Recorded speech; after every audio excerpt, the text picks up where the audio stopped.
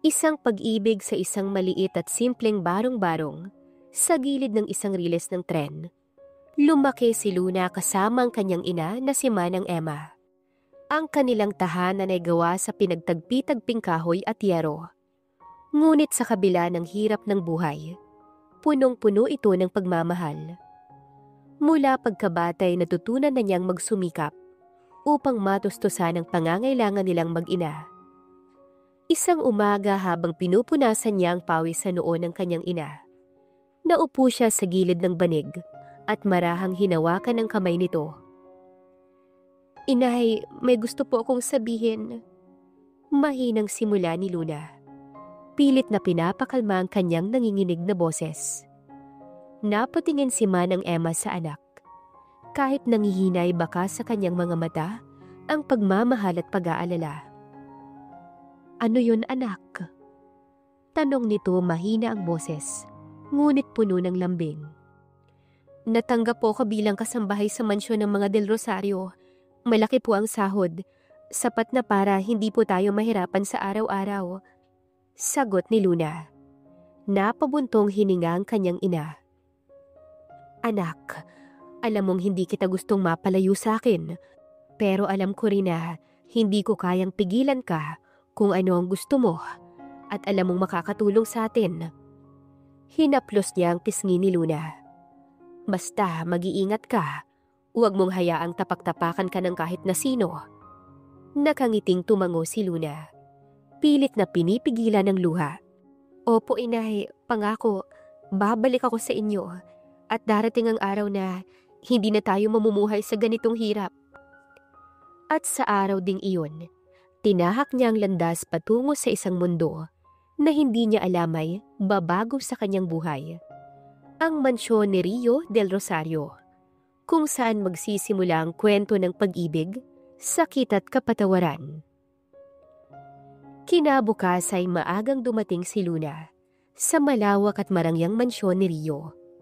Habang tinatanaw niya ang engrandeng hagdanan at makikinis na marmol sa paligid, hindi niya maiwasang makaramdam ng kaba.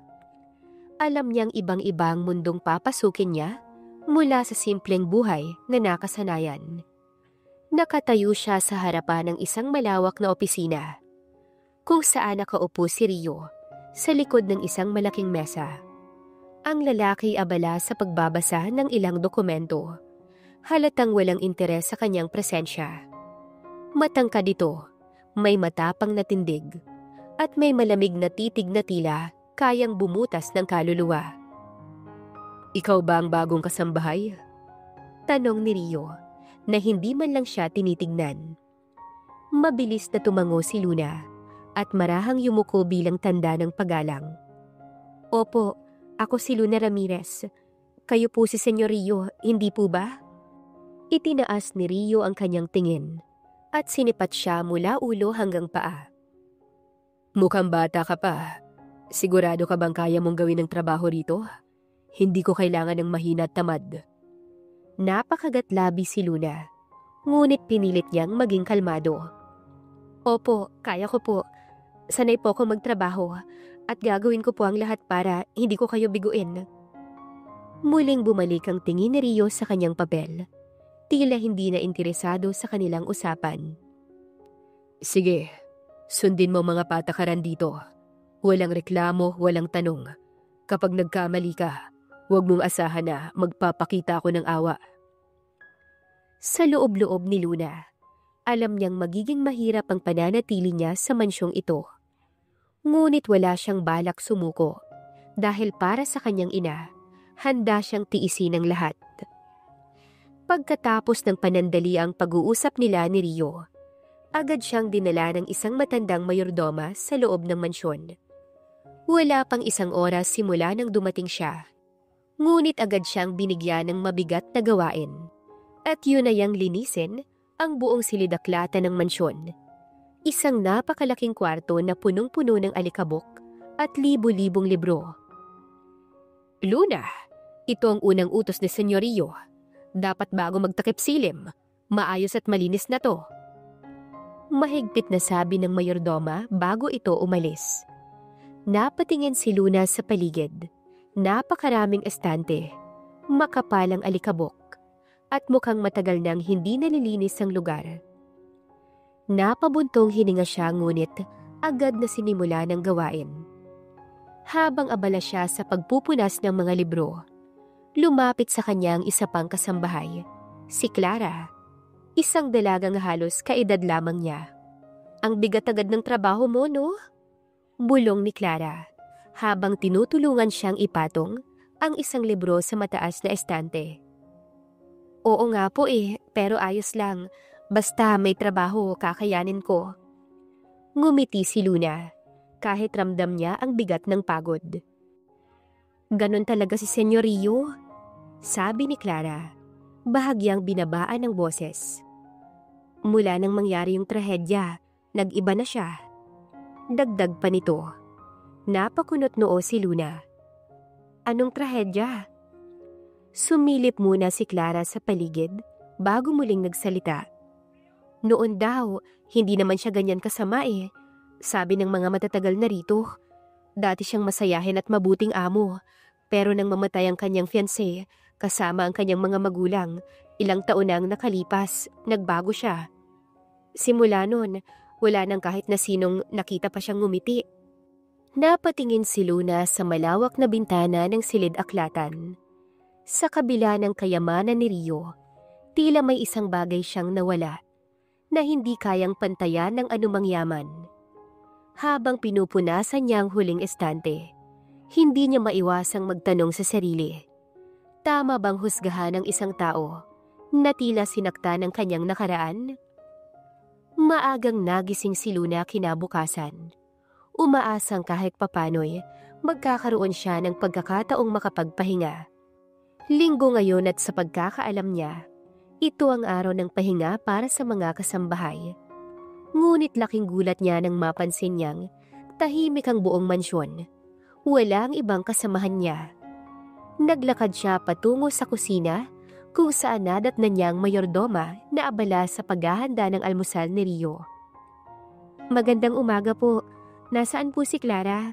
Bakit parang ang tahimik?" Tanong ni Luna habang sinisimulang ayusin ang mesa. Napatingin ang mayordoma sa kanya at bahagyang napabuntong hininga. "Umuwi sila. Tuwing linggo, pinapayagan silang bumisita sa kanilang pamilya." Nanlaki ang mata ni Luna. "Bakit po ako lang naiwan? Kailan po ang day off ko?" "Baguhan ka pa lang." Matipid na sagot nito. "Bago ka makakuha ng pribilehiyong yan, kailangan mo munang patunayan ang sarili mo kay Senyor Rio." Dagdag pa nito. Hindi makapaniwala si Luna.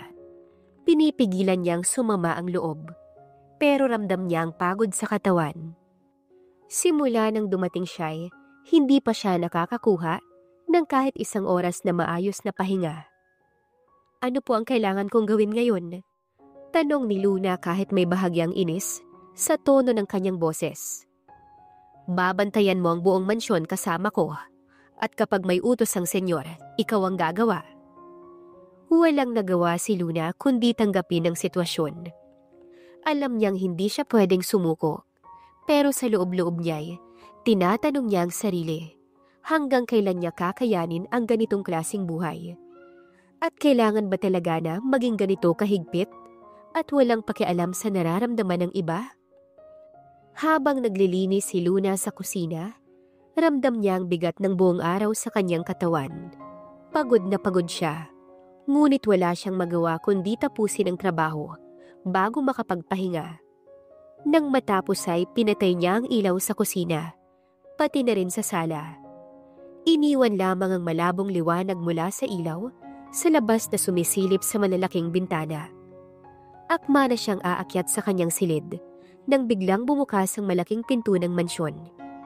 Napahinto siya nang makita si Rio na kararating lang. Halatang pagod ito. May bahagyang gusot ang suot nitong coat at nakakunot ang noo na tila puno ng iniisip. Dumiretso ito sa sofa. Marahang hinubad ang kanyang coat at sumandal habang hawak ang kanyang sentido. Tila may matinding sakit ng ulo. Mula sa kanyang kinalalagyan sa kusina, hindi maiwasan ni Luna ang pagmasdan ng kanyang amo. Sa unang tingin ay isa itong istriktong tao na tila walang pakialam sa sinuman. Pero sa gabing iyon, sa liwanag ng ilaw mula sa labas, nakita niya ang ibang bahagi nito. Isang lalaking tila pagod, hindi lang sa trabaho, kundi sa buhay mismo. Kinuha ni Rio ang kanyang cellphone at sa kauna-unahang pagkakataon, nakita ni Luna ang ekspresyon ng lungkot sa kanyang muka. Tahimik nitong pinagmasdan ng screen at mula sa kinatatayuan niya, bahagya niyang nasilayan ang litrato ng isang babae. Maganda, may matamis na ngiti, at may malalambing na mata. Naisip ni Luna ang kwento ni Clara, ang dating fiancé na namatay. Ngayon mas lalo niyang naunawaan kung bakit ganoon na lamang ang ugali ni Rio. Hindi lang ito isang istrikto at walang pusong amo. Isa itong lalaking nasaktan, naiwan, at hanggang ngayon ay hindi pa rin tuluyang nakakaahon mula sa kanyang nakaraan. Tahimik lamang siyang nanood mula sa kusina. Hindi alam kung dapat ba siyang lumapit o hayaan itong mag-isa sa kanyang kalungkutan. Ngunit bago pa siya makapagdesisyon, bumuntong hininga si Rio at itinago ang kanyang cellphone at muling isinandalang ulo sa sofa. Nakapikit, tila pilit na kinakalimutan ang sakit na matagal nang bumabagabag sa kanya. Patuloy lang na pinagbasdan ni Luna si Rio na nakasandal pa rin sa sofa. Alam niyang hindi siya dapat magtagal doon, kaya marahan siyang umatras. Pilit na iniwasang makalikha ng ingay. Ngunit sa hindi inaasahang pagkakataon, nadanggil ng kanyang siko ang isang baso na nasa gilid ng lababo. Bumagsak ang baso sa sahig at nadurog sa maliliit na piraso. Napasinghap si Luna. Naku! Agad siyang yumuko upang pulutin ang bubog. Ngunit huli na nang biglang bumukas ang mga mata ni Rio at napatingin ito sa kanyang direksyon. Sino yan? Malamig at mabigat ang boses ni Rio. Halatang nagising sa iritasyon. Dahan-dahang tumayo si Luna. Kinakabahan. Ako po, senyor. Pasensya na po. Hindi ko po sinasadyang mabasag yung baso. Tumayo si Rio at miluwagan ang kanyang kwelyo at marahang lumapit kay Luna. Sa bahagyang liwanag mula sa labas, nakita ni Luna ang matalim na titig nito. Hindi dahil sa galit, kundi tila nagtataka kung bakit siya naroon pa. Anong ginagawa mo rito ng ganitong oras? Tanong ni Rio, bahagyang nakakunot ang noo. Kakatapos ko lang pong maglinis ng kusina. Akala ko po kasi wala ng tao rito, kaya pinatay ko na ang ilaw. Sandaling natahimik si Rio, bago bumuntong hininga. Sa susunod, mag-ingat ka. At kung tapos ka na, umakyat ka na sa kwarto mo. Tumango si Luna at mabilis na niligpit ang mga bubog.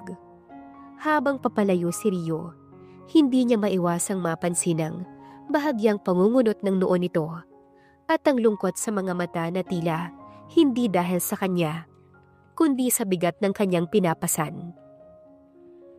Habang inaakyat niya ang hagdan patungo sa kanyang silid, may bumabagabag sa kanyang isip. Ang senyoryo na ito'y hindi lang isang mahigpit na amo, kundi isang lalaking may sugat sa puso na pilit niyang itinatago.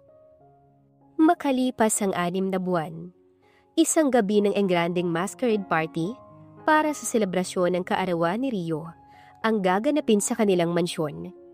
Ang buong lugar ay napuno ng magarbong dekorasyon, makikinang na chandelier at nakakamanghang liwanag ng kandila. Nagsimula nang dumating ang mga panauhin. Lahat ay nakasuot ng mamahaling kasuotan at maskarang nagtatago ng kanilang mga muka. Pero hindi lang mga bisita ang may maskara. Maging ang mga kasambahay ay inatasang magbihis ng naaayon sa okasyon.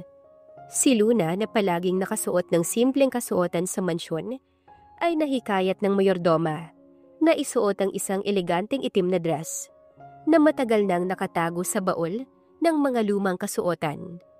Hiniram niya ito para hindi mapansin na Siya'y isa lamang kasambahay. Nang tumingin siya sa salamin, halos hindi niya makilala ang sarili. Ang mahaba niyang buhok ay inayos sa malalambot na alon, at ang kanyang simpleng muka ay bahagyang binigyang diinang kaunting pulbos at lipstick. Habang abala siya sa pagsisilbi ng alak sa mga bisita, hindi niya napansing nakatitig na pala sa kanya si Rio mula sa kabilang dulo ng bulwagan. Nang saglit siyang lumingon, nagtagpo ang kanilang mga mata. Para kay Rio, tila bumagal ang oras. Sa ilalim ng malambot na liwanag ng mga ilaw, sa suot nitong maskara at eleganteng bestida, parang nakita niyang muli ang imahe ng babaeng matagal nang nawala sa kanya. Ang kanyang yumaong kasintahan. Hindi niya maiwasang mapalunok. Imposible. Bulong niya sa sarili. Ngunit hindi niya maialis ang tingin kay Luna. Sa unang pagkakataon, hindi niya nakita ang isang simpleng kasambahay, kundi isang babae na may kakaibang ganda. Si Luna naman ay hindi makaiwas ng titig kay Rio. May kung anong kaba at pagtataka ang bumalot sa kanya sa paraan ng pagtingin nito. Tila may hinahanap ito sa kanyang muka. Isang bagay na hindi niya maunawaan. Sa gabing iyon, sa gitna ng musika at maliwanag na mansyon, may isang damdaming unti-unting nabubuhay. Hindi lang paghanga, kundi isang misteryo, isang alaala ng nakaraan na muling nagbabalik sa anyo ng isang babaeng hindi niya inaasahang makagugulo sa kanyang puso. Matapos ang gabing iyon, napansin ni Luna ang malaking pagbabago sa kilos ni Rio. Kung dati mahigpit ito, ngunit walang pakialam sa kanya, ngayon ay tila iniiwasan siya nito. Hindi na siya nito kinakausap ng direkta, at kapag nagkakasalubong sila sa mansyon, mabilis itong lumilihis ng tingin. Hindi niya maipaliwanag kung bakit, pero may kung anong bumabagabag sa kanyang dibdib. Parang may nagbago sa pagitan nila matapos ang gabing iyon. Hanggang sa isang hindi inaasahang pangyayari. Isang gabing malakas ang ulan, naatasan si Luna na dalhin ang isang tasa ng kape sa opisina ni Rio. Bahagyang nag-alinlangan siya, lalo na't ilang araw na itong mailap sa kanya. Pero wala siyang magawa kundi sundin ang utos. Maingat siyang kumatok sa pinto. "Senyor, narito na po ang kape ninyo." Walang tugon. Dahan-dahan niyang binuksan ang pinto at sumilip sa loob. Doon niya nakita si Rio na nakaupo sa kanyang malaking upuan. Nakapatong ang ulo sa kanyang kamay at tila malalim ang iniisip. "Senyor Rio, ayos lang po ba kayo?" Tanong niya, bahagyang nag-aalala. Muli ay walang sumagot. Ngunit nang muling tignan niya ito, may isang bagay sa titig nito na tila sumasalamin sa sakit at pangungulila, at isang bagay na hindi niya maipaliwanag.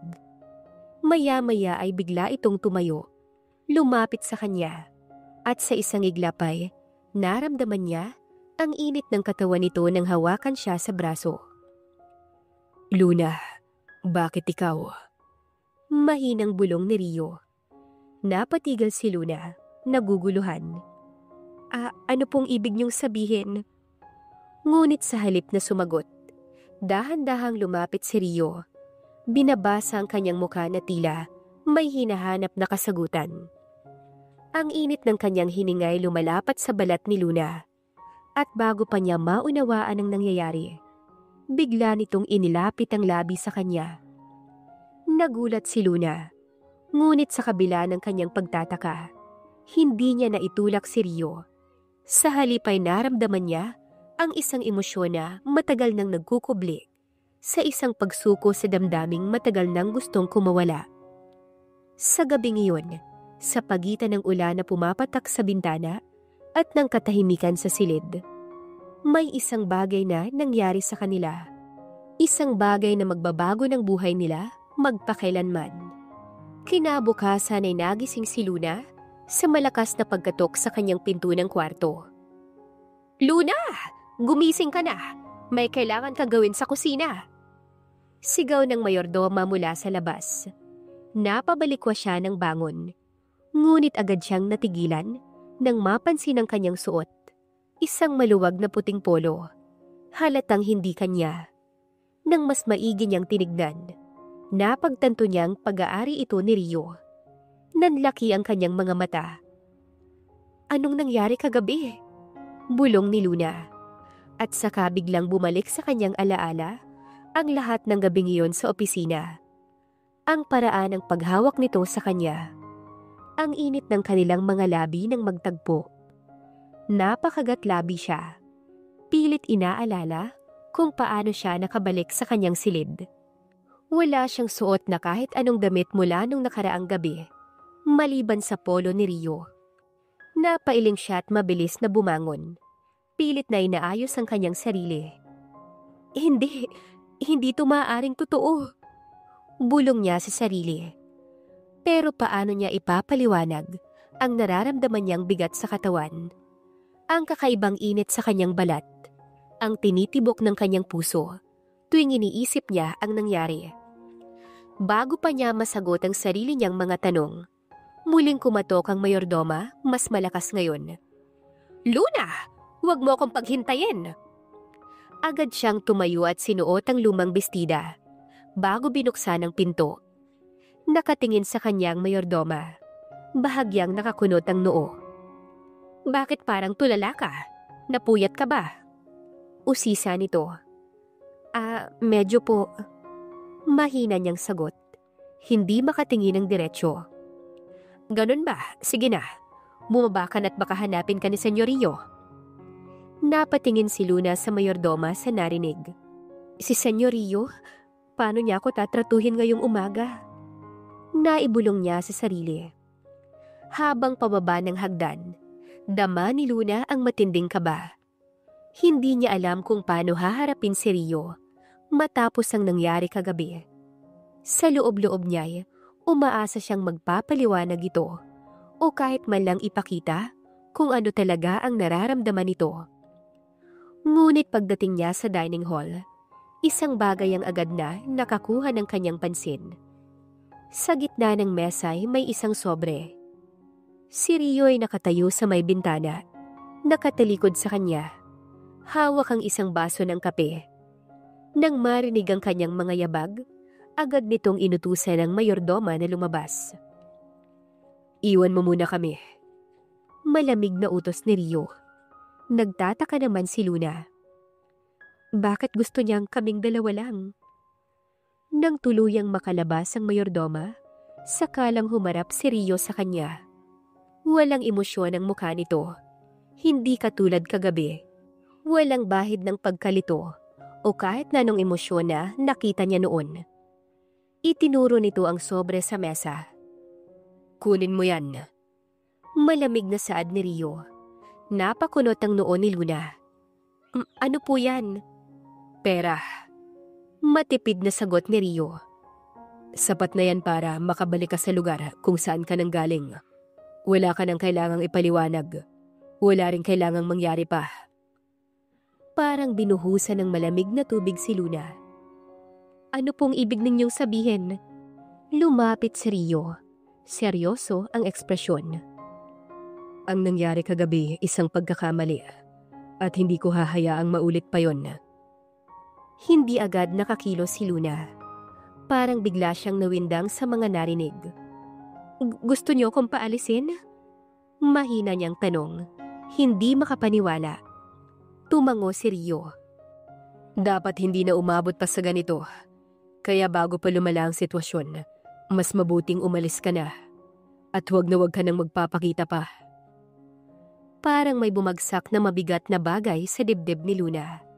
Mahigpit niyang tinignan si Rio. Pilit na nilalabanan ng luhang namumuo sa kanyang mata. Gano'n na lang po ba yun para sa inyo? Tanong ni Luna. Boses na nanginginig sa sakit. Hindi siya sinagot ng lalaki. Sa puntong yun, alam niyang wala nang dapat pang sabihin.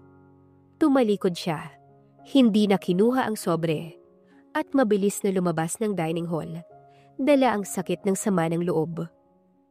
Pagkalabas ni Lunay, nanatili lang si Rio sa kanyang kinatatayuan. Nakatingin sa sobre na nasa mesa. Ang sobreng hindi man lang hinawakan ni Luna bago ito umalis. Bumigat ang kanyang dibdib at hindi niya maipaliwanag kung bakit. Dapat ay gumaan ang kanyang pakiramdam dahil nagawa niya ang tama. Ang itama ang pagkakamaling nangyari kagabi. Pero bakit pakiramdam niya ay para siyang nawala ng isang bagay na hindi pa niya lubos nauunawaan? Muling bumuntong hininga si Rio. Itinapon ang tingin sa bintana. Pero kahit saan siya lumingon, isang imahe lang ang pumapasok sa isipan niya. Ang mukha ni Luna. Ang lungkot sa kanyang mga mata bago ito tuluyang lumabas ng mansyon. Samantala sa silid ni Luna, mabilis siyang nag-impake. Hindi na siya nagdalawang isip. Hindi na siya nagpaalam kanino man. Hindi na siya naghintay ng paliwanag. Sa bawat pagtupi niya ng kanyang damit at paglalagay sa kanyang bag, pilit niyang nilalabanan ng sakit na bumabalot sa kanyang puso. Hindi niya maintindihan kung bakit siya nasasaktan ng ganito. Pero alam niyang hindi siya maaaring manatili pa sa mansyon na yun. Pagkababa niya ay wala siyang inabutang kasambahay sa pasilyo. Tahimik siyang dumiretso sa pintuan. At sa huling pagkakataon, nilingon niya ang loob ng malaking mansyon. Dito siya nagpakapagod. Dito siya nakipagsapalaran. At dito niya naranasan ng isang bagay na hindi niya kailanman inakala. Ang ibigay ang sarili sa isang taong hindi naman siya kayang ipaglaban. Humigpit ang hawak niya sa kanyang bag bago siya lumabas ng pinto. Habang tinatahak niya ang daan pa uwi, wala siyang ibang naramdaman kundi ang lungkot at pait. At isang tanong na paulit-ulit na tumatakbo sa kanyang isipan. Bakit niya ako pinaalis? Pagdating ni Luna sa kanilang maliit na bahay, agad siyang pumasok at bumagsak sa bisig ng kanyang ina. Inay! Humikbi si Luna. Mahigpit na niyakap ang ina. Tila doon lamang niya naisip na may matatakbuhan pa rin siya. Natuwa naman ang kanyang ina sa unang pagkakataon na makita siyang muli. Anak, salamat sa Diyos at nakauwi ka na. Akala ko'y matagal-tagal pa bago kita makitang muli. Wika ni Manang Emma. Ngunit ang kanyang kasiyahan ay agad na napalitan ng lungkot nang mapansin ang patuloy na pag-iyak ng anak. Hinaplos niya ang likod nito. Pilit niyang inaamo. Anak, anong nangyari? May hindi ba magandang nangyari sa pinasukan mong trabaho? Umiling si Luna. Patuloy na humihikbi. Inay, ang sakit po. Napabuntong hiningang matanda. Ramdamang bigat na dinadala ng anak. Inalalayan niya itong maupo sa papag. Hinawakan ang kamay nito. Magkwento ka anak, ano ba ang nangyari? Bahagyang tumigil sa pag-iyak si Luna. Ngunit dama pa rin ang sakit sa kanyang puso.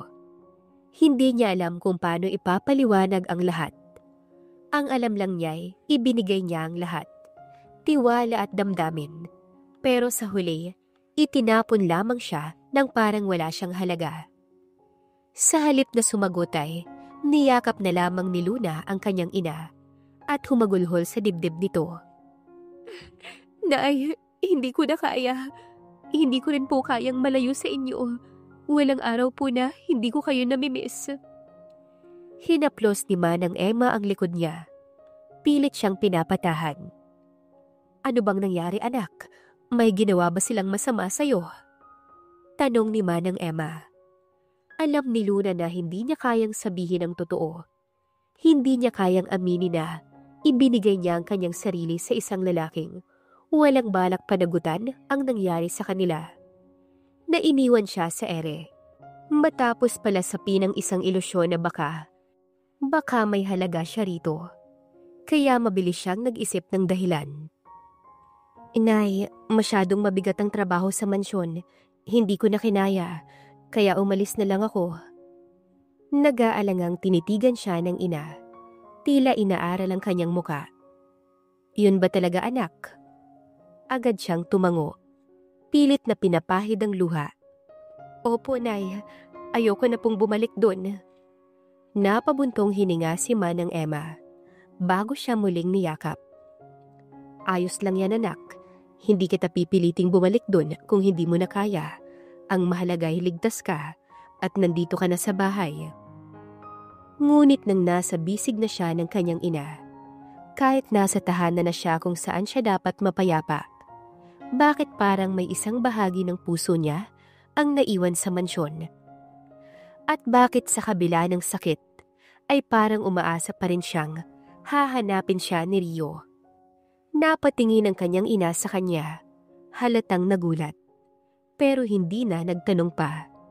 Sa halip ay mahigpit siyang niyakap nito. Hinayaan siyang umiyak hanggang sa mailabas niya ang lahat ng sakit.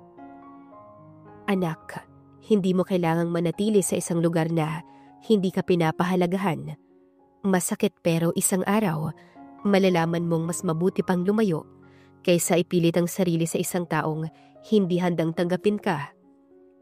Wika ni Manang Emma. Patuloy lang si Luna sa pagluha. Alam niyang tama ang kanyang ina, pero hindi pa rin maitatanggi ng kanyang puso na nasasaktan siya ng sobra. At sa gabing iyon, sa ilalim ng tahimik na bubong ng kanilang tahanan, tiniis niya ang sakit ng isang pag-ibig na hindi niya kailanman inakala na magpapaluha sa kanya ng ganito. Makalipas ang 2 buwan na pamamalagi niya sa kanyang ina, ay mayroon itong napansin. Habang magkasamang kumakain si Luna at si Manang Emma isang gabi, masaya pang naghahain ng matanda ng paboritong ulam ng kanyang anak, adobong manok na may pinya. Luna, tignan mo, niluto ko yung paborito mo. Kumain ka ng marami, anak. Masayang sabi ni Manang Emma habang inilalagay ang mainit na kanin sa plato ni Luna. Ngunit bago pa man makakuha ng kahit isang subo, biglang nanikip ang dibdib ni Luna nang sumingaw sa hangin ang amoy ng ulam. Para bang may sumiklab na kakaibang reaksyon sa kanyang sikmura. Mainit, hindi komportable, at maya-maya pa ay parang gusto niyang sumuka. Agad siyang napahawak sa bibig at mabilis na tumayo. Nay, saglit lang po. Ani Luna. Dali-dali siyang tumakbo palabas ng bahay at sumubsob sa tabi ng puno. Isinusuka niya ang laman ng kanyang tiyan. Napatayo si Manang Emma. Nag-aalalang sumunod sa anak. Luna, anong nangyayari? Masama bang pakiramdam mo? Hingal at pangihina ang bumalot kay Luna nang bumalik sa kanilang hapag. Halata sa mukha niya ang pagod at hilo. Naupo siya ng dahan-dahan habang pinupunasan ng labi gamit ang panyo. Pinanood lang siya ni Manang Emma. Ngunit sa kanyang mga mata, may namumuong paghihinala. Dahan-dahan itong lumapit at umupo sa tabi ng anak. Luna, seryosong wika ni Manang Emma. 2 buwan ka nang nandito. Napansin ko rin na parang lumakas ang hilig mo sa matamis. Tapos parang nagiging moody ka. Tapos ngayon, naduduwal ka sa amoy ng paborito mong pagkain. Nanatiling tahimik si Luna. Hindi makatingin ng diretso sa ina. Dito na bumuntong hininga si Manang Emma. Tila na pagtanto ang isang bagay. Anak, sabihin mo sa akin ang totoo. Buntis ka ba? Napapikit si Luna. Ramdam ang pagbilis ng tibok ng kanyang puso. Ito ang tanong na pilit na iniiwasan sa kanyang isip. Ang katotohanan ang kinatatakutan niyang harapin. At sa puntong iyon, wala siyang nagawa kundi hayaan ang luhang pumatak sa kanyang pisngi. Dahil kahit siya mismo ay hindi niya alam na buntis siya. At ganon kabilis nagbunga ang nangyari sa kanila ni Rio. At ng mga oras na yon, ay inamin na niya sa kanyang ina ang totoong nangyari. Lumipas ang halos 5 taon at sa panahong yun, marami nang nagbago sa buhay ni Luna. Malalaki na ang kanyang mga anak na 3, malilikot at masasayang bata na siyang naging sentro ng kanyang mundo. Si Elijah, Eloy, at ang nag-iisang babaeng si Eli. Hindi man nila kilala ang kanilang ama, Hindi niya hinayaang maramdaman nila ang kakulangan. Sa pagsusumikap niya ay nakahanap siya ng magandang trabaho bilang isang admin officer sa isang pribadong kumpanya. At habang tumatagal ay sinuswerte pa siya dahil isa na siya sa mga nagpapatakbo nito. Sa katas ng kanyang pinaghirapan, naipundar niya ang isang maayos na bahay sa kanyang pamilya. Hindi man kasing laki ng mansyon na minsan niyang pinagtrabahuhan. Ngunit sapat na upang bigyan ng komportableng buhay ang kanyang mga anak at ang kanyang ina. At sa labas habang naglalaro ang tatlong bata sa hardin, nakaupo si Luna sa veranda. Tinatanaw sila habang may hawak na tasa ng kape. Napangiti siya nang makita ang tuwa sa kanilang mga muka. Ngunit sa kabila nito, may bahagi pa rin ng kanyang puso na hindi mapakali. Hindi niya inaasahan na, sa kabila ng kanyang narating, may isang tanong pa rin na bumabagabag sa kanya. Malalaman pa kaya nila kung sino ang kanilang ama o tuluyan ko na lang ba siyang ililibing sa nakaraan? Habang patuloy na umaangat ang buhay ni Luna, kabaligtaran naman ang nangyayari kay Rio. Sa loob ng 5 taon, unti-unting bumagsak ang kanyang negosyo. Nagsimula ito sa isang maling desisyon, sinundan ng sunod-sunod na pagkalugi at pagkawala ng tiwala ng kanyang mga investors. Ang dating makapangyarihan na tinitingala ng marami, ngayon ay isa na lamang anino ng kanyang dating sarili. Mula sa marangyang buhay ay napilitan siyang ibenta ang ilang ari-arian, kabilang ng malaking mansyon na siyang minsang naging tahanan ni Luna. Unti-unti niyang naramdaman ang pagkawala ng kontrol sa lahat ng bagay. At sa unang pagkakataon, tinanong niya ang sarili kung naging masyado ba siyang matigas noon. At sa muli nilang pagkikita, baliktad na ang kanilang mga kapalaran. Sa isang bar, maingay ang paligid at halo-halong tawanan, halakhakan at tugtog ng mababangis na kanta. Sa isang sulok ay nakaupo si Astrid. Iniinom ang kanyang cocktail, habang pinagmamasdan ng mga taong nag-e-enjoy sa paligid. Hindi niya inaasahang makikita niya roon ang isang pamilyar na mukha ng isang taong minsan ay makapangyarihan, ngunit ngayon ay halatang lugmok. Si Rio del Rosario. Magulo ang buhok nito, gusot ang suot na Amerikana, at halatang wala sa sarili dahil sa dami ng nainom. Tahimik itong nakayuko sa kanyang upuan. Hawak ang isang baso ng whiskey na halos ubos na. Napapailing si Astrid. Hindi niya inakalang darating ang araw na makikita niya ang dating makapangyarihang negosyante sa ganitong kalagayan. Ilang minuto pa ang lumipas bago tuluyang tumayo si Rio. Tila hirap nang maglakad dahil sa kanyang kalasingan. Nilakasan niya ang loob at agad na nagpunta sa pintuan ng bar. Ngunit bago pa siya tuluyang makalabas, isang waiter ang humarang sa kanya. "Sir, sandali lang po. Hindi pa po kasi kayo nakakabayad ng bill ninyo." Magalang ngunit matigas na saad ng waiter. Napakunot noo si Rio. Pilit na nilalabanan ng hilo. "Ano? Hindi pa ba?" Nilabas niya ang kanyang pitaka. Ngunit nang tignan niya ito'y halos wala ng laman. Napailing siya. Tila hindi makapaniwala sa nangyari sa kanya. "Sir, kailangan po namin ng bayad bago kayo umalis." Matigas na ulit ng waiter. Nakatingin lang si Rio sa kanya. Halatang nahihiya pero hindi na alam ang gagawin. Napabuntong hininga si Astrid bago siya tumayo at lumapit. "Ako na ang bahala." Wika ni Astrid, sabay abot ng pera sa waiter. Nagulat si Rio nang makita siya. Ngumiti si Astrid. Halatang may bahid ng awa sa kanyang mga mata. "Astrid nga pala." Sabay abot ng kamay habang nagpapakilala. Iaabot na sana ni Rio ang kamay niya nang biglang bumagsak na ito sa sobrang kalasingan. Si Astrid Ramirez ay 27 anyos na babaeng matalino, madiskarte at may matibay na prinsipyo. Siya ang HR manager sa kumpanyang pagmamay-ari ni Luna.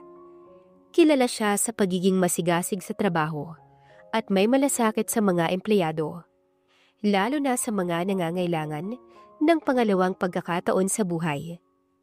Si Astrid ay isang palaban, ngunit maunawain. Isang taong hindi natatakot sabihin ang totoo. At ngayong nakita niyang bumagsak si Rio, hindi niya maiwasang makaramdam ng awa. At siguro'y kahit papano, isang uri ng paghanga sa taong minsang nasa rurok ng tagumpay, ngunit ngayon nasa bingit ng pagkawala ng lahat.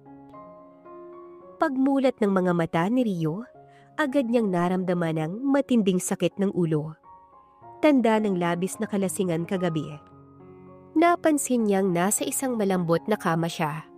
At nang luminga-linga sa paligid, doon niya lang napagtanto na nasa isang hotel siya na malinis, maaliwalas, at tila isang temporaryong kanlungan sa magulong yugto ng kanyang buhay. Dahan-dahan siyang bumangon.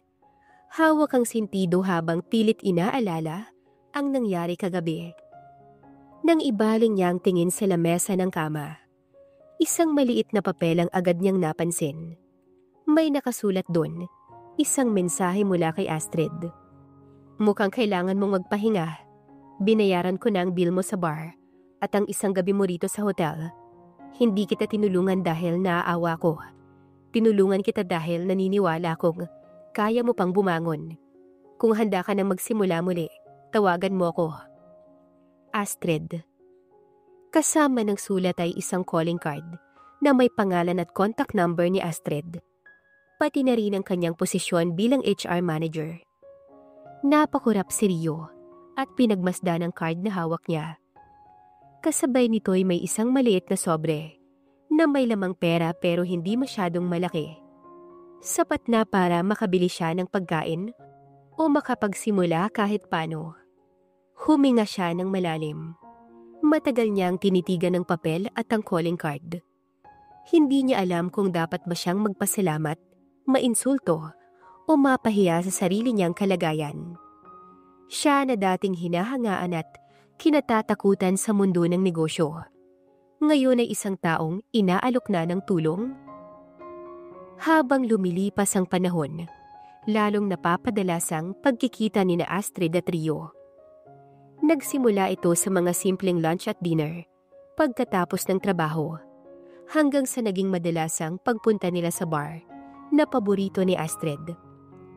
Minsan ay tinutulungan niya si Rio sa paghahanap ng trabaho at pagbubuo muli ng kanyang career. At sa iba pang pagkakataon, nagkakaisa sila sa tahimik na pagsasama, umiinom, nagtatawanan, at minsan ay nauuwi sa mas matitinding sandali ng pagkakalapit. Hindi sila opisyal, walang malinaw na relasyon.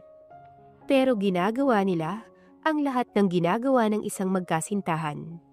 Magkayakap sa mga tahimik na gabi, at minsan ay nauuwi sa isang kama ang gabi ng walang tanong at walang pangako. Para kay Astrid, nagiging espesyal si Rio sa bawat araw na lumilipas. Hindi lang dahil sa kanyang pisikal na anyo o sa dati nitong kapangyarihan, kundi dahil sa lalaking nasa harapan niya ngayon. Basag pero bumabangon, sugatan pero kakayaning tumawa muli. Akala niya ay unti-unting natutunaw ang mga pader na itinayo ni Rio, at may bahagi sa kanya na umaasang baka, sa huli, siya ang maging dahilan ng muling pagtibok ng puso nito. Pero ang hindi niya alam ay hindi kailanman nagseryoso si Rio. Para sa kanya, si Astrid ay isang kaaya-ayang kasama. Isang aliw sa kanyang pagbagsak. Isang taong naroon sa panahong kailangan niya ng atensyon at pagkalinga. Ngunit sa kabila ng lahat, hindi niya kayang ibigay ang kanyang puso. Hindi kay Astrid, at lalong hindi sa ganitong klaseng sitwasyon. Dahil sa likod ng kanyang isipan, may isang babae at 3 batang hindi niya pa alam na dapat niyang panagutan. Nakatayo si Rio sa harap ng opisina, nakasandal sa poste habang hinihintay si Astrid. Nakalagay ang kamay niya sa bulsa ng kanyang pantalon. Naglalaro sa isipan niya ang mga bagay na nangyari nitong mga nakaraang buwan, ng unti-unti niyang pagbangon. Ang relasyon niya kay Astrid na walang malinaw na direksyon at ang kawalan niya ng totoong plano para sa hinaharap. Naputol ang kanyang pag-iisip nang bumukas ang glass door ng gusali. Bigla siyang tumingin sa labasan. Inaasahang si Astrid ang unang lalabas. Ngunit hindi ito si Astrid. Si Luna. Saglit siyang natulala. At ganoon din si Luna. Sa loob ng 5 taon, ngayon lamang muling nagtama ang kanilang mga mata. Para bang huminto ang oras. At sa isang iglap, bumalik lahat ng alaala ng nakaraan nilang dalawa. Ang huling gabing magkasama sila. Ang sakit ng paglayo ni Luna. At ang hindi nila muling pagkikita pagkatapos nun. Nagbago si Luna. Mas mukhang elegante. Mas may kumpiyansa sa sarili. At may aura ng isang babaeng matagumpay.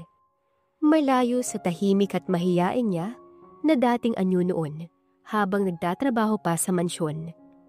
Ngunit sa kabila ng kanyang panlabas na anyo, may isang bagay na hindi nagbago, ang epekto niya kay Rio. Saglit na dumaan ang isang emosyon sa mga mata ni Luna. Isang bagay na hindi niya agad maipaliwanag. Gulat, sakit, galit. Hindi niya alam. Pero hindi niya yon pinahalata. Bumuntong hininga si Rio. Tila hindi sigurado kung ano ang dapat niyang sabihin. Ngunit bago pa siya makahanap ng tamang salita, lumabas na rin sa pintuan si Astrid. "Oh, Ma'am Luna, pauwi ka na ba?" Bati ni Astrid na may ngiti. Hindi pa nahahalata ang tensyon sa pagitan nilang dalawa. Naputol ang titiganin na Rio at Luna. Muling nagbalik si Luna sa kasalukuyan at pilit na ngumiti. "Napadaan lang ako. May tinapos lang na meeting." Ngunit kahit anong gawin nila, hindi maikakaila na sa loob ng ilang segundo, bumalik ang isang hindi natapos na kwento. At alam nilang pareho na ang pagtatagpong ito ay hindi isang simpleng pagkakataon lamang. Pagkauwi ni Luna sa kanilang bahay, agad siyang dumiretso sa kanyang kwarto. Iniwasan ang anumang usapan. Ngunit kahit anong gawin niya, hindi niya matanggal sa isipan niya ang muling pagkikita nila ni Rio. Bakit ngayon? Sa dami ng pagkakataon, bakit kailangang magtagpo silang muli sa ilalim ng ganitong sitwasyon? Napansin naman agad ng kanyang ina ang kakaibang aura niya. Habang naghahanda ng hapunan, sinulyapan siya nito at napansin ang pagiging iritable niya. Halos hindi na makakain. Malalim ang buntong hininga at tila laging balisa. "Anak, may problema ba?" Tanong ng kanyang ina habang nakaupo sa tapat ng mesa. Umiling si Luna. Pilit na ngumiti. "Wala po, Nay. Medyo pagod lang sa trabaho. Nasaan po ang mga bata?" "Maagang nakatulog. Mga pagod sa paglalaro." Pero hindi nagpaapekto ang kanyang ina sa sagot niya. At kahit pa ibahin niya ang usapan. "Alam mo, kahit hindi mo sabihin, ramdam kong may bumabagabag sa'yo. Matagal na kitang kilala, Luna. Ang pagiging tahimik mo na ganyan, ibig sabihin ay may iniisip kang malalim." Wika ni Manang Emma. Napahinga ng malalim si Luna. Alam niyang hindi niya maitatago ang totoo sa kanyang ina. Pero hindi niya alam kung paano ipapaliwanag ang bigat sa kanyang dibdib. "Nay," mahina niyang sabi. Pilit na hinahanap ang tamang salita. "May nakita kong dating kakilala." Nagtaas ng kilay ang kanyang ina. Tapos, huminga ng malalim si Luna. "At hindi ko alam kung anong dapat kong maramdaman." Saglit na natahimik ang kanyang ina bago ito tumango. Tila nauunawaan ang ibig niyang sabihin. "Iyan ba yung nakabuntis sa'yo, anak? Alam mo, may mga tao sa nakaraan natin na bumabalik, hindi para guluhin tayo, kundi para subukin kung talagang nakalaya na tayo." Tumama sa puso ni Luna ang sinabi ng kanyang ina. Nakalaya na nga ba talaga siya? o sa isang titig lang ni Rio, muli siyang nahulog sa bitag ng nakaraan. Hating gabi na pero gising pa rin si Luna. Nakahiga siya sa kama kasama ang kanyang 3 anak. Mahimbing ang tulog ng mga ito. Walang kamalay-malay sa bigat ng iniisip ng kanilang ina. Mahigpit niya silang niyakap. Pilit na nilalabanan ng mga emosyon na bumabalot sa kanya. Ngunit sa kabila ng init ng yakap ng kanyang mga anak, nananatiling malamig ang kanyang pakiramdam. Bakit kailangang magtagpo ulit ang landas nila ni Rio? Sa loob ng 5 taon, inakala niyang tuluyan na siyang nakalaya sa anino nito. Pinilit niyang maging matatag. Pinilit niyang bumangon ng mag-isa at itinaguyod niya ang kanyang mga anak nang hindi humihingi ng tulong kahit kanino. Naitayo niya ang sarili niyang pangarap, nakahanap ng magandang trabaho, at nabigyan ng magandang buhay ang kanyang pamilya. Ngunit sa isang iglap, sa isang titigan lang na parang may bumalik na hindi pa pala tuluyang nawala. Dapat ko pa ba siyang kausapin? Bulong ni Luna sa sarili. Dapat ko bang sabihin sa kanya ang totoo? Mabilis niyang niyugyog ang kanyang ulo. Pilit na tinatanggal ang ideyang yun. Hindi, wala siyang karapatang malaman. Iniwan niya ako noon. Pinili niyang itapon ako na parang wala lang. At kahit kailan, hindi niya hinanap ang bunga ng ginawa niya. Napatingin siya sa kanyang mga anak. 3 inosenteng batang walang ibang alam, kundi ang pagmamahal ng kanilang ina. Hindi nila kailanman hinanap ang kanilang ama. Dahil sa simula pa lang ay, si Luna na ang bumuo sa mundo nila. Pero alam niyang hindi habang buhay ay maitatago niya ang katotohanan. Dahil sa muling pagtatagpo nila ni Rio, hindi niya maiwasang isipin ang kapalaran ba ang gumawa ng paraan para malaman niya ang totoo? O ito ba ang huling pagsubok para tuluyan na niyang talikuran ang nakaraan? Sa isang mamahaling restaurant, magkasamang kumakain sina Rio at Astrid. Maganda ang ambience, may hinang tunog ng jazz music, malalambot na ilaw, at mga taong mukhang abala sa kani-kanilang mundo. Ngunit sa kabila ng lahat ng ito, parang wala roon si Rio. Panay ang salita ni Astrid tungkol sa trabaho, sa plano niya sa buhay, sa kung paano niya gustong magbakasyon sa isang beach resort sa susunod na buwan. Pero sa bawat salitang lumalabas sa bibig nito, tila hindi naman iyon sumasagi sa isipan ni Rio. Lutang siya at tila malalim ang iniisip. Nasa isip pa rin kasi niyang nangyari kanina, ang pagtatama ng kanilang mga mata ni Luna. Ilang segundo lamang iyon, pero parang may bumalik na kung anong matagal na niyang kinalimutan. Rio? Naputol ang kanyang pag-iisip nang magsalita si Astrid. Napatingin siya rito, bahagyang naguluhan. Sorry. May sinasabi ka ba? Tanong ni Rio.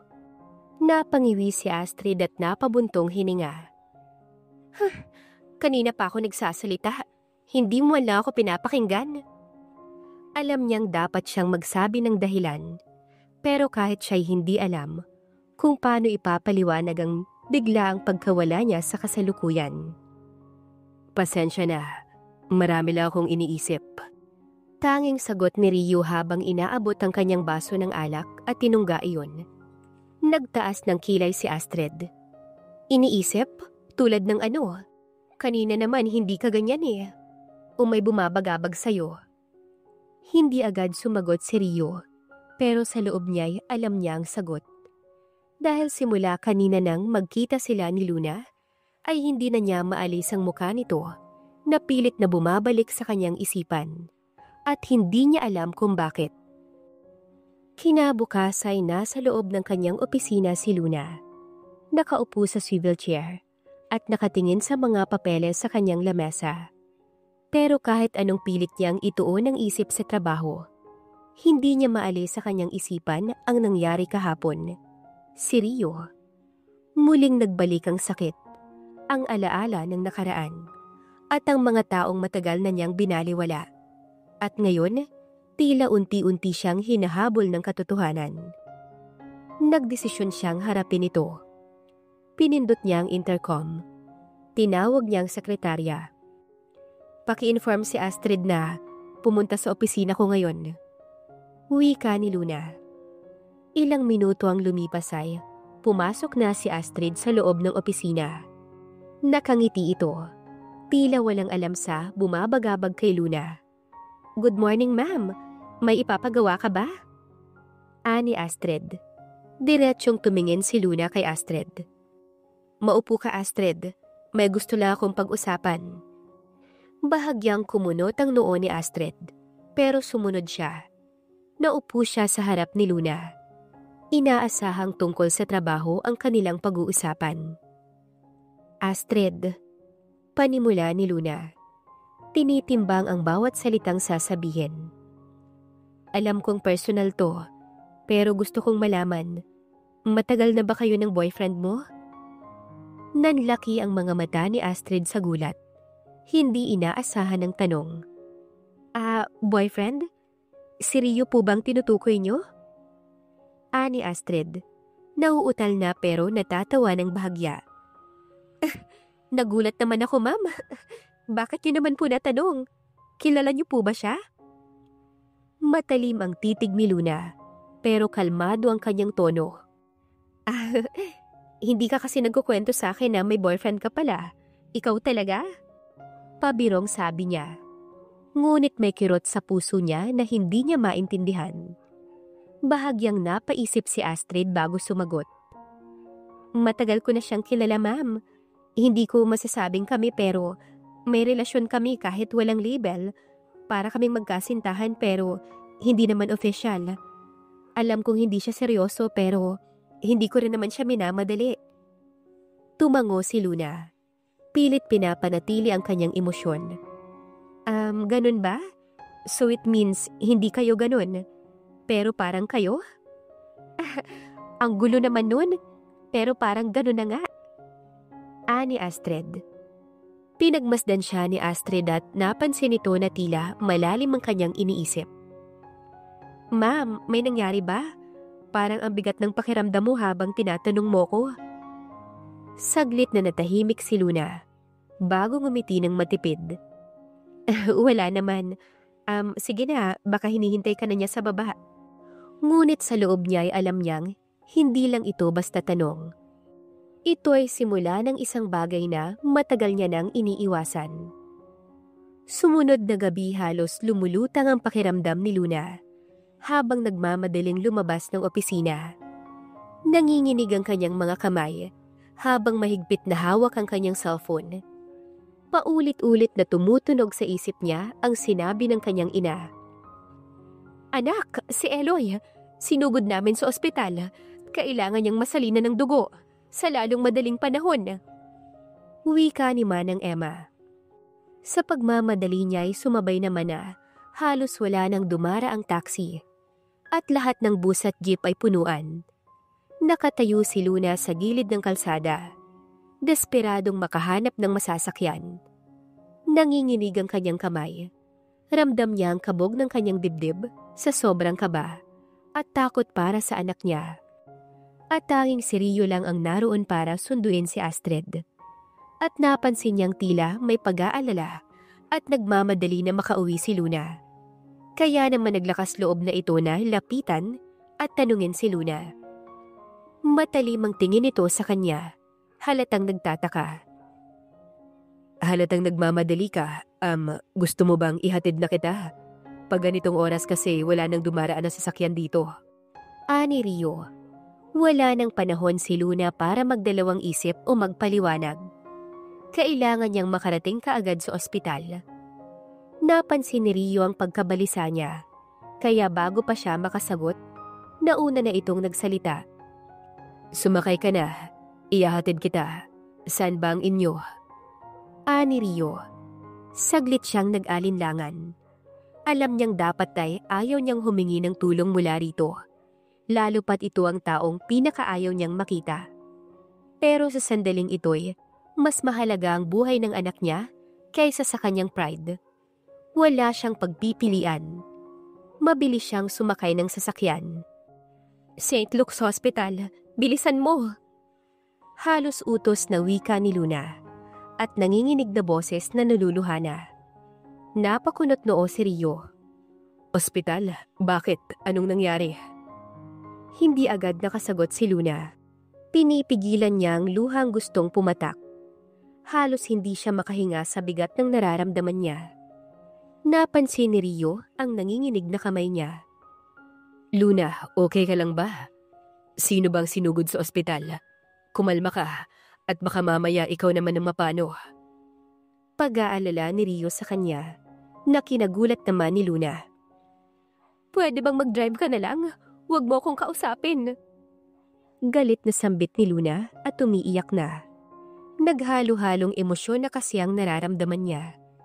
Dumagdag pa ang problemang baka malaman ni Rio na may anak siya at isipin na siyang ama. Saglit na katahimikan. Nagulat si Rio sa pagsigaw ni Luna at halata namang may pinagdaraanan nito. Hindi na lamang siya umimik at patuloy na lang sa pagmamaneho. Nang marating nila ang ospital, halos patakbo siyang lumabas ng sasakyan. Bago siya tuluyang makalayo, narinig niya ang boses ni Rio mula sa loob.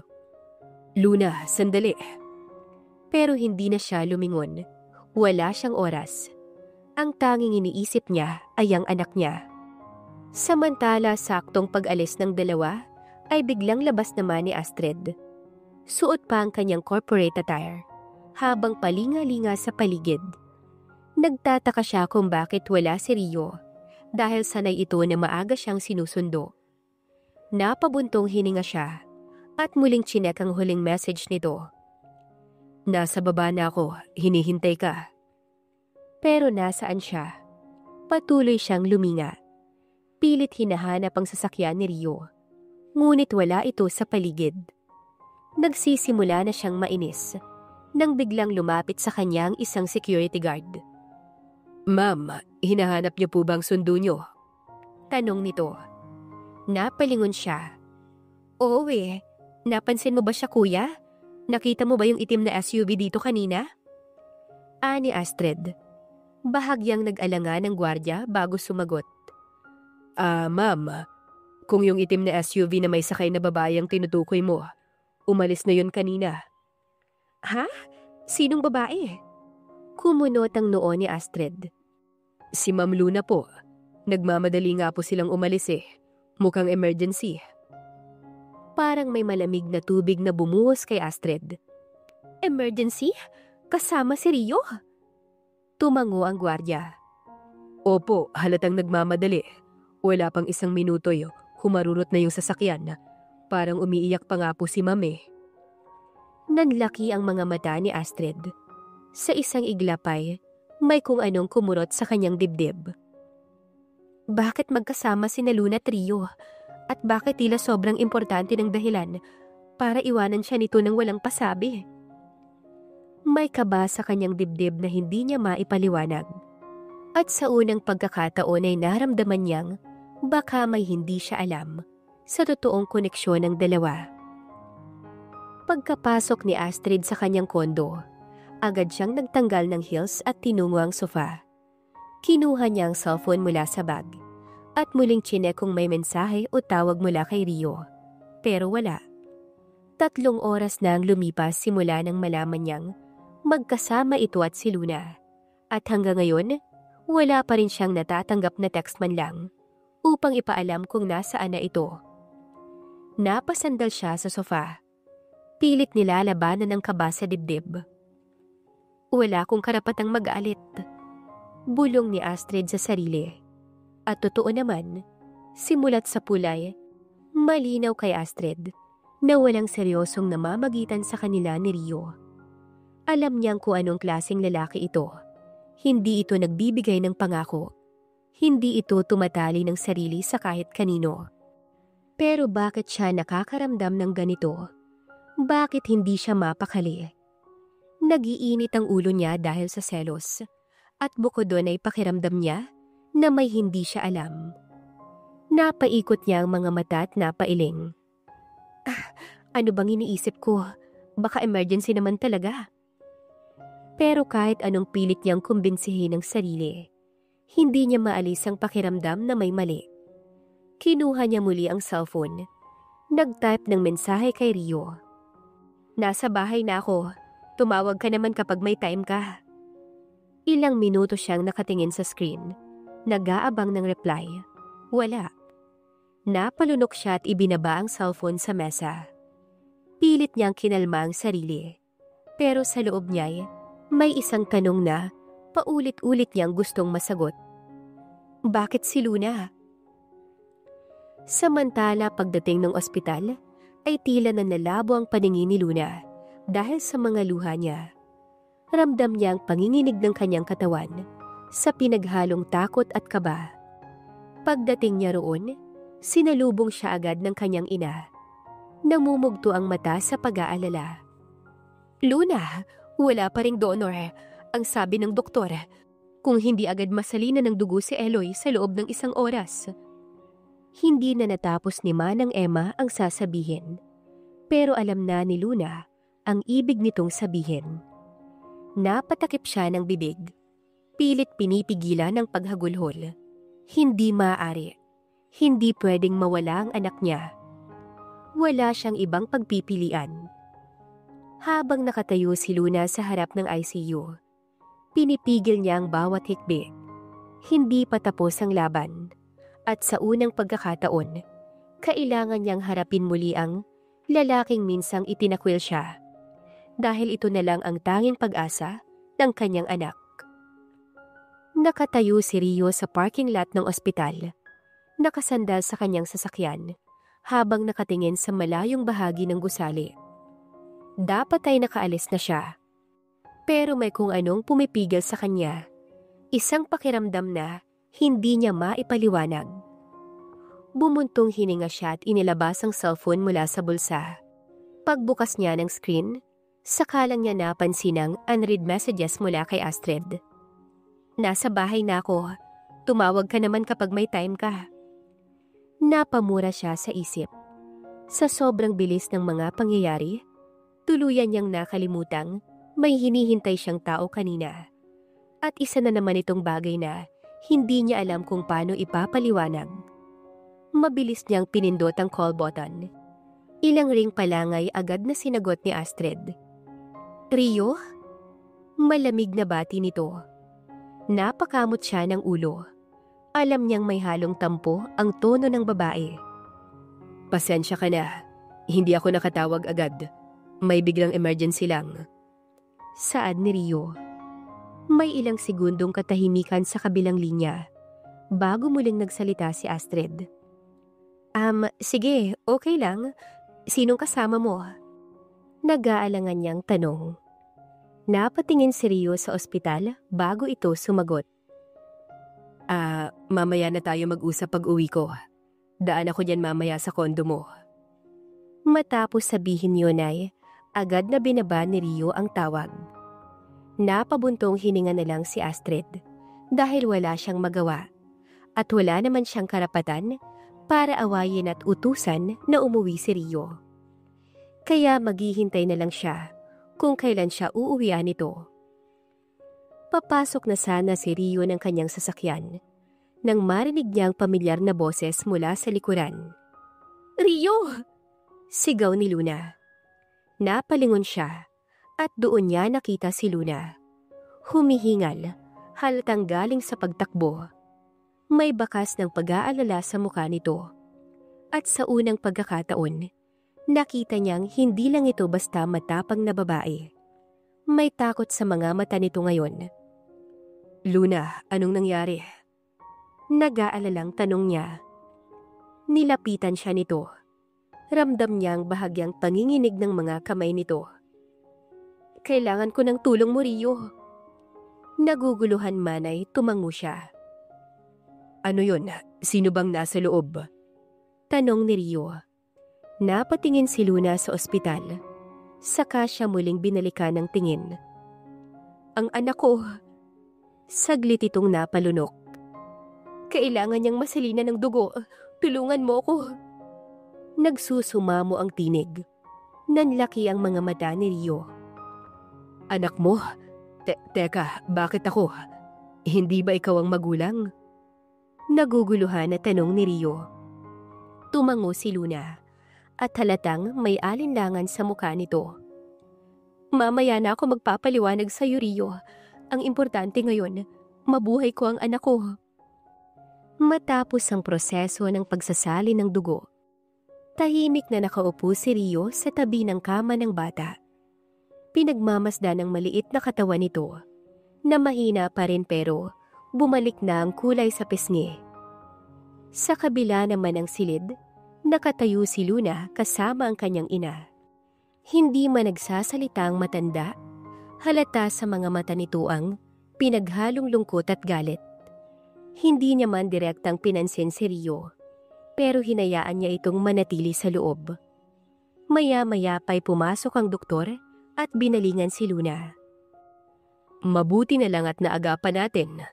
Nakita namin na malakas ang compatibility ng dugo ng nagdonate, kaya mabilis na nag-respond ang katawan ng bata.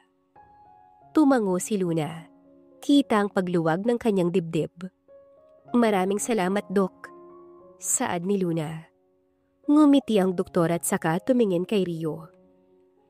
Salamat din sa inyo, Daddy. Kung hindi kayo nakapagbigay agad ng dugo sa anak nyo, baka iba ang kinalabasan nito. Doon na parang tinamaan ng katotohanan si Rio. Napalunok siya at napatingin kay Luna. Pero hindi ito sumagot. Hindi rin siya nilingon. Lumapit ang doktor at inilapag ang medical chart sa mesa. Sa ngayon, kailangan nating obserbahan ang bata sa loob ng 24 na oras. Pero malaki ang tsansa na tuluyan na siyang gumaling. Tumango ulit si Luna. Sige po kung yun ang makakabuti sa kanya. Maraming salamat po, Dok. Ani Luna. Pagkaalis ng doktor ay muling bumagsak ang katahimikan sa loob ng kwarto. Tanging tunog ng makina at mahina ngunit regular na paghinga ng bata ang maririnig. At dahil kinailangan nilang magstay ng 24 hours sa ospital, ay nagpaalam niya ang kanyang ina na uuwi para balikan ang mga batang naiwan sa kanila. Tahimik na sinundan ng tingin ni Rio ang ina ni Luna habang palabas ito ng ospital. Nanatili namang tahimik si Luna, nakaupo sa tabi ng kama ng anak nilang kasalukuyang natutulog. Sa puntong iyon ay mas lalong lumalim ang pagkakaunawa ni Rio. Hindi lang pala isa, kundi 3 ang naging anak nila ni Luna. Triplets ang anak mo? Tanong ni Rio. Tumango lang si Luna. At sa sumunod na tanong ni Rio, ay mas kinabahan si Luna. Kung hindi mo mamasamain yung tanong ko, nasaan ang ama nila? Hindi ba dapat ay nandito siya? Dahan-dahan siyang lumapit kay Luna at naupo sa upuang malapit rito. Ilang saglit siyang nanatiling tahimik bago nagsalita. Luna, okay ka lang ba? Pasensya na sa tanong ko. Mahina ang boses niya. Hindi siya nilingon ni Luna pero kita niya ang bahagyang panginginig ng balikat nito at nanatiling nakatutok ang tingin nito sa natutulog nilang anak. Ilang sandali siyang hindi umimik. Tila iniisip kung paano sasagutin ang tanong ni Rio. Luna, muling tawag ni Rio. Ngayon ay may halong pag-aalala at pananabik sa sagot. Habang tahimik na natutulog ang kanilang anak, muling bumaling si Rio kay Luna. Sa kauna-unahang pagkakataon, wala na siyang kayabangang tinatago. Ang dating matapang at mayabang na lalaking nakilala ni Luna noon, ay ngayon ay puno na ng pagsisisi at panghihinayang. Luna, alam kong wala akong karapatang humingi ng tawad, pero ginagawa ko pa rin ngayon. Patawarin mo ko sa lahat ng sakit na naidulot ko sa'yo. Saad ni Rio. Nilingon siya ni Luna. Kita sa mukha nito ang pinaghalong sakit at pagkalito. Bakit nga ba? Akala ko pa noon wala kang pakialam na mas pinili mong itapon ako matapos ang nangyari sa atin. Ganon ka ba talaga? Napayuko si Rio. Aaminin ko, naduwag ako noon. Nabulag ako ng takot, ng galit, at ng sarili kong kahinaan. Hindi ko naisip ang magiging epekto ng ginawa ko sa'yo. Tumahimik si Luna. Kita sa mukha nito ang bumibigat na emosyon. Hindi ko man kayang ibalik ang panahon. Patuloy ni Rio. Pero kung bibigyan mo ko ng pangalawang pagkakataon, hindi ko nasasayangin to. Patawarin mo ko sa nagawa ko sa'yo. Napatingin si Luna sa kanya. Tila sinusuri kung totoo ba ang sinasabi niya. Rio, 5 taon na ang lumipas. Hindi ko alam kung kaya kong magpatawad. Bahagyang yumuko si Rio. Tanggap ang pag-aalinlangan ni Luna. Hindi kita pipilitin, Luna. Naiintindihan ko kung mahihirapan kang patawarin ako ngayon. Pero sana, hayaan mo kung ituwid ko ang pagkakamali ko sa'yo noon. Doon na napabuntong hininga si Luna. Hindi niya akalaing darating ang araw na maririnig niya ang mga salitang ito mula kay Rio. Hindi man niya agad mapatawad si Rio. Alam niyang ito na ang simula ng pagbubukas muli ng isang kabanata sa kanilang buhay. Isang pagkakataong maaaring magdala ng muling paghilom. Makalipas ang 1 linggo, nakalabas na rin ng ospital ang isa sa mga triplets ni Luna at bahagyang nagpapagaling sa kanilang bahay. At bilang pagbawi ni Rio kay Luna, ay dinadalaw-dalaw niya ang mga ito. Pagdating ni Rio sa bahay ni Luna, saglit siyang natigilan habang nakatayo sa tapat ng gate. Hindi niya alam kung paano siya tatanggapin. Pero para kay Luna, para sa pagkakataong makabawi ay handa siyang subukan. Huminga siya ng malalim bago kumatok. Ilang saglit lang ay bumukas ang pinto at bumungad sa kanyang ina ni Luna. Hindi maitago ang pagtataka at bahagyang pag-aalinlangan sa muka. Magandang hapon po. Magalang na bati ni Rio. Dumalaw po ko para makita si Luna. Kamustahin ko na rin po sana si Eloy. Bahagyang naningkit ang mga mata ng matanda. Hindi ito umimik at hinayaan lamang siya na pumasok sa loob. At nagulat siya nang sunod-sunod na lumabas ng kwarto ang triplets. Mga bagong ligo at huling lumabas ay si Luna. Hello po, ani Eli. Sino siya? Tanong ni Elijah. Siya yung kasama ni Mama sa ospital para bantayan ako at siya rin ang nag-donate ng dugo ko. Sagot ni Eloy. Hala, edi wala na siyang dugo kasi binigay niya na sa'yo. Nagtatakang wika ni Eli. Masayang nagtawanan ng tatlo at dumiretso sa labas ng bahay nila para maglaro. Naku, pagpasensyahan mo na sila. Madaldal talaga yan sila. Saad ni Luna. Okay lang. Sanay na ako. Tingin ko nga, nagmana sila lahat sa'yo eh. Sagot ni Rio.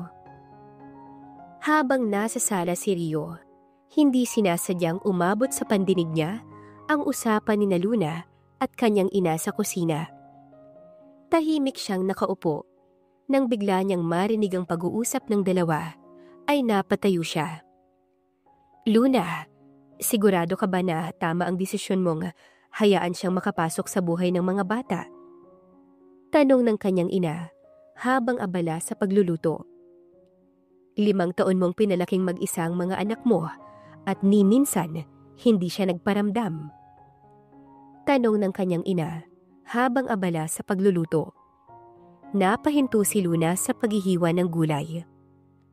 Alam ko ma, pero hindi ko rin naman kayang ipagkait sa kanilang karapatang makilala ang ama nila. Sa ayaw at sa gusto natin, siya ang tunay nilang ama. Napahigpit ng hawak ni Rio sa kanyang palad. Ramdam niya ang sakit at pangihinayang sa tinig ni Luna. Hindi niya inasahan na sa simpleng pagbisita ay malalaman niya ang napakalaking katotohanan na siya ang ama ng triplets. Kung hindi lang dahil sa nangyari kay Eloy, hindi ko rin siguro hahayaang malaman niya na may mga anak siya. Muling sambit ni Luna. Pero wala na akong magagawa, ma. At sa palagay mo ba, kaya niyang gampanan ang pagiging ama? May halong inis na tanong ng kanyang ina. Baka sa huli masaktan lang kayo ng mga apo ko, ha? Napalunok si Rio. Hindi niya maikakaila ang galit at pag-aalangan ng ina ni Luna. At may dahilan ito para magduda sa kanya.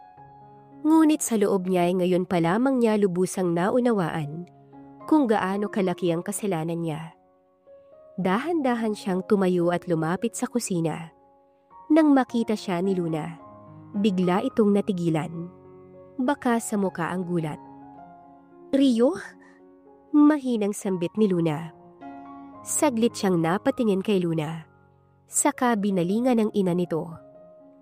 Kita sa kanyang mga mata ang matinding pagsisisi at determinasyon. Wala akong intensyong marinig ang usapan ninyo. Mahinang sabi ni Rio, pero ramdamang bigat sa bawat salita. Pero salamat, dahil kahit masakit, nalaman ko ang katotohanan. Napayuko si Luna. Hindi alam kung ano ang sasabihin. Ngunit bago pa siya makapagsalita, muling nagpatuloy si Rio. Gusto ko lang ulit marinig sa iyo ang totoo, Luna. Totoo ba na ako ang ama ng mga bata? Nanginginig na tanong ni Rio. Hindi na makaimik si Luna at tuluyan ang lumabas ng bahay habang umiiyak. Sinundan naman agad ito ni Rio. Alam kong wala akong nagawa sa loob ng 5 taon at alam kong nagkulang ako at maaaring hindi ako karapat-dapat. Huminga siya ng malalim bago tumingin ng diretso kay Luna. Bakit hindi mo agad sinabi sa akin ang totoo, Luna? Sana matagal ko nang ginawang bumawi sa inyo, sa mga anak ko. Gagawin ko ang lahat para mapatunayan na hindi lang ako isang lalaki sa nakaraan mo, kundi isang ama na handang manindigan para sa mga anak natin. Sa unang pagkakataon ay nakita ni Luna ang isang senyoryo na hindi niya inakalang isang lalaking hindi lang puno ng pagsisisi, kundi may tunay na pagnanais na bumawi. Lumipas ang mga araw ay unti-unting natanggap ng ina ni Luna si Rio. Hindi naging madali, pero nang makita niyang ginagawa nito ang lahat para makabawi sa kanyang anak at sa triplets, natutunan niyang palambutin ang kanyang puso. Hindi rin ito pinalampas ni Rio. Pinatunayan niya sa araw-araw na hindi lang siya naroon para bumawi, kundi para maging isang tunay na ama. Hindi lang siya basta dumadalaw. Naging aktibo siyang bahagi ng buhay ng triplets. Mula sa pagsundo sa eskwela, paglalaro sa kanila, hanggang sa pagiging sandigan ni Luna sa pagharap sa mga hamon ng pagiging magulang. Sinong mag-aakalang darating ang araw na magiging kumpleto rin tayo? Sambit ni Luna habang pinagmamasdan ng triplets na masayang naglalaro kasama si Rio. Ako rin, hindi ko inakalang may ganitong pagkakataon pa ako. Sagot naman ni Rio na ngayon ay mas matino na at mas determinado na sa buhay. Pero salamat, Luna, dahil binigyan mo ko ng pangalawang pagkakataon. Ngumiti si Luna. Ramdam ang init ng yakap ng lalaking minsan niyang minahal at ngayoy muling bahagi ng kanyang buhay. Samantala si Astrid, bagaman nasaktan sa katotohanan, ay natutong tanggapin ang nangyari.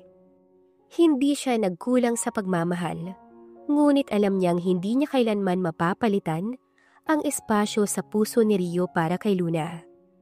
Sa halip na magkimkim ng sama ng loob, pinili niyang ipagpatuloy ang kanyang buhay, mas matatag, mas matalino, at mas handa na sa bagong pag-ibig na tunay para sa kanya. Sa huli naging buo at masaya ang pamilya ni Luna at Rio, habang si Astrid naman ay naglakbay patungo sa panibagong simula. Hindi perpekto ang buhay, pero sa pagpapatawad, pagmamahal at pagbibigay ng pagkakataon, natagpuan ng bawat isa ang kanilang nararapat na kaligayahan. Ang pagpapatawad ay hindi madaling ibigay, ngunit ito ay susi sa kapayapaan ng puso. Pinatawad ni Luna si Rio, hindi lang para sa kanya, kundi para sa kanilang mga anak.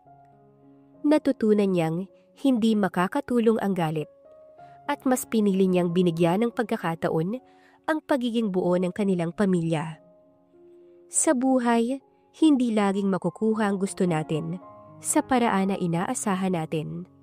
Pero sa tamang panahon, sa tamang pagkakataon, at sa bukas na puso, maaari pang dumating ang kaligayahang para sa atin. Wakas.